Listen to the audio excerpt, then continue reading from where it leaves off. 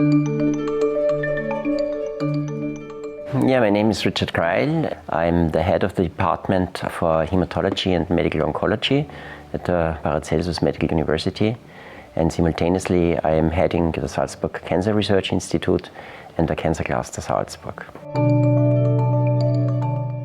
Yeah, I initially started my medical education primarily in hematology and medical oncology, where I've been acting for now more than 30 years. And from the very beginning, this was built on two paths. On the one hand, on medicine, which means to be open to evidence-based type of medicine in very rational point. The second one, of course, is empathy. This is the driving moment why somebody should become a doctor and a physician, to understand people, how they are acting, because of what we are acting, particularly in situations where they are existentially in problems, which is always the case in cancer patients. And on the other hand, of course, you need to have science aboard, not only because of interest and fascination, but of course studying the biology of cancer, studying novel types of therapy and so on, is providing hope for people in the present but also in the future. And that all has to be under the same umbrella and has to be united in the same persons. So empathy for patients means that you have to understand the global constitution, how they are living, what are their values, what were their outspoken and their hidden problems, of course, their outspoken and their hidden wishes, what is their ambiguity and ambivalence, what is the social pressure built on them.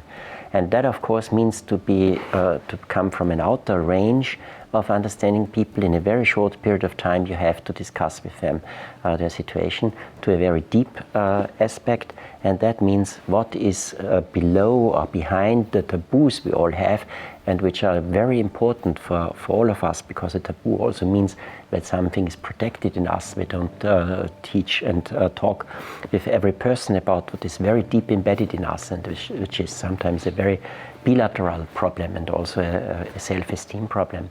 So, and that makes quite clear that sexuality is extremely important for people, for their self-esteem, for the role functioning, but also for the fact how they are seen within their family, how they are seen in society, and so on.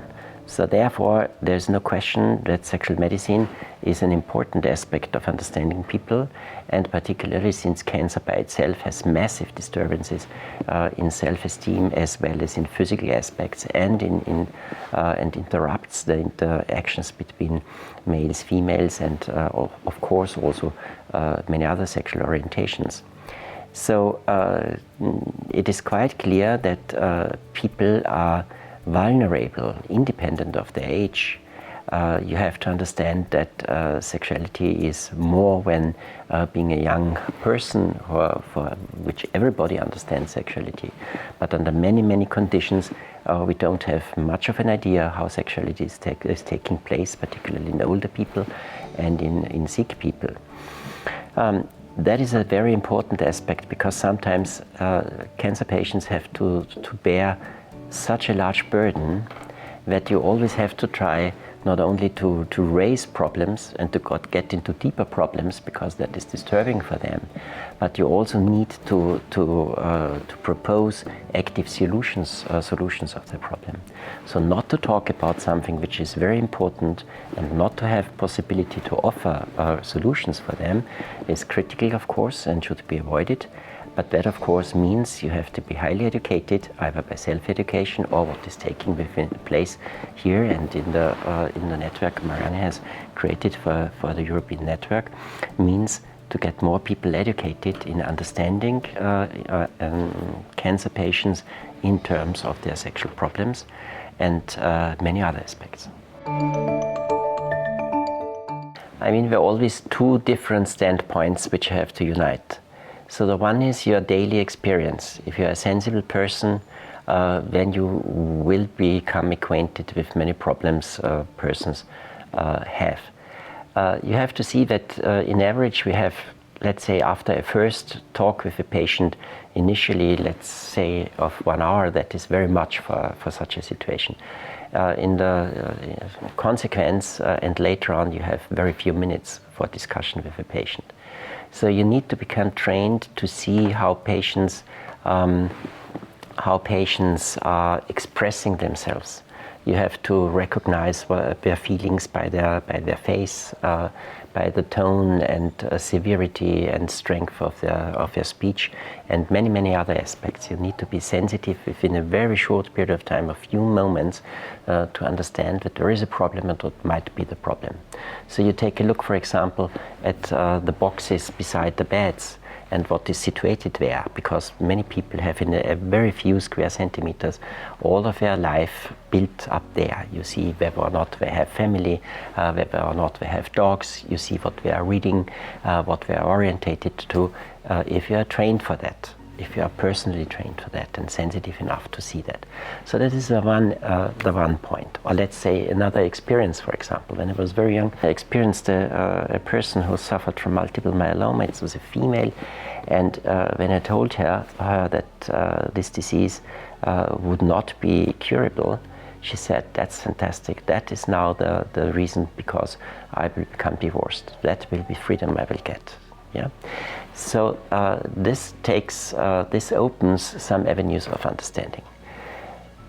On the other hand, you have to be aware that a personal experience on individual interactions with patients and few persons should not be the case to feel that this is law and this is to 100% reproducible in every other person. So the next step is, of course, to run into a situation to get out how reproducible is that, how diverse is that, on what parameters does it depend, how a person would react. And you have to understand that every discussion with a patient is, according to the Heisenberg law, an intervention.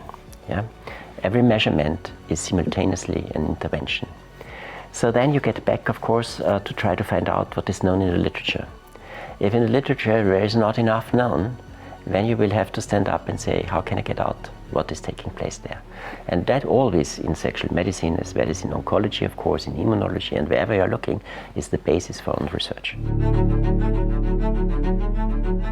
Yeah, first of all, I'm working in many fields in national and international networks, particularly in all types of cancer, in immunotherapies, in clinical trials, and of course also in basic research aspects. We are working with more than 280 different institutions and companies in the world in, let's say, hardcore oncology. But nevertheless, it is very rare that so many representatives of different countries all over Europe and even apart from it under one umbrella working with each other. So that is really a great experience and a great effort which has been done, and I think that is working quite well. So I think the main aspects are as follows. So the ESMN should be successful in stimulating research. So sexual medicine is not very much researched on. That has something to do with, of course, money which is available for that. There is no industrial money behind. In addition, it is a very tough topic to get money from private institutions, because even if, let's say, very wealthy people understand the problem, they want to be associated with the topic of sexual medicine. And the very same is true for politicians.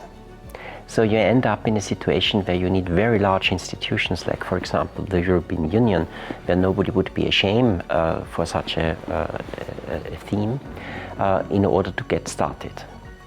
Secondarily, of course, you need more people being interested in and trained in order to allow them to study sexual medicine.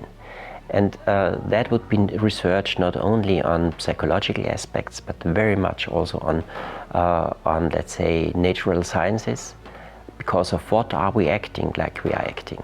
What are the processes behind in our brain, but also in our body, to make us believe that we are good lovers or not good lovers? How much are we dependent on physical sexuality, that is important because that is significantly underestimated in let's say, discussions about sexuality. It is nice to be close to somebody, and it is, of course, in many situations necessary to, in order to allow sexuality to arise. But sexuality is something which is in us independent of feelings, of another, even of another person.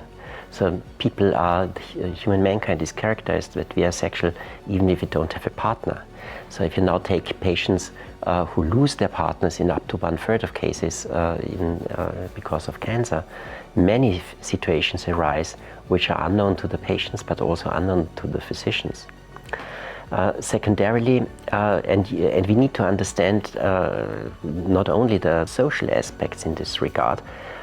For many situations we have no own experience on, but also, of course, all we are feeling is taking place in our brain. So natural science is necessary parallel to psychological and to social studies and to classical medical interventions.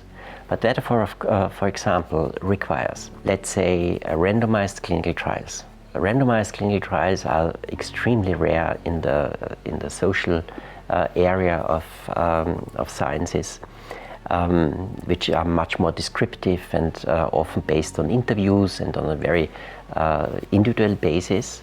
But that, for example, is a world which is not so well recognized and that not so well accepted in a more naturally orientated, natural science orientated type of medicine. We want to have hard facts and we want to have numbers typically. Even for very complicated problems as psychosocial and sexual medical problems might be. So in addition, we need sufficient number of people. We have a shortage of physicians, an extreme shortage of nurses. So, and this will even aggravate. So if we don't have even adequate people for the primary care of patients, how should we get further people who become educated in sexual medicine and who become interested in this field? So ESMN, as a large international network, may have the chance to make clear that it is important, that it is supported by many institutions which are important in the world, like for example the ESMN or the WHO.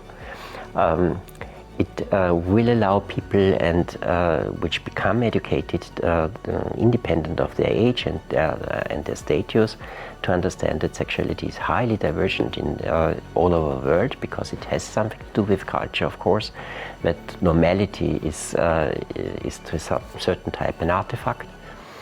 And I think it is an interesting aspect in order to enrich people's thinking about other people. And of course, medicine has an enormous power in intervening with the immediate life and the soul of patients and other people. So that is inevitable, because diseases are so much affecting and afflicting the patients. But sexual medicine and experience we get with it might be an additional healing factor, and it might also empower our understanding of our own. Yeah, and that is always necessary in order to adequately care for patients, that you are very clear of why you as a physician are acting as you are. So sexual medicine is a very important aspect in understanding the globality of human beings, that there are global wishes and the global disturbances they are suffering from.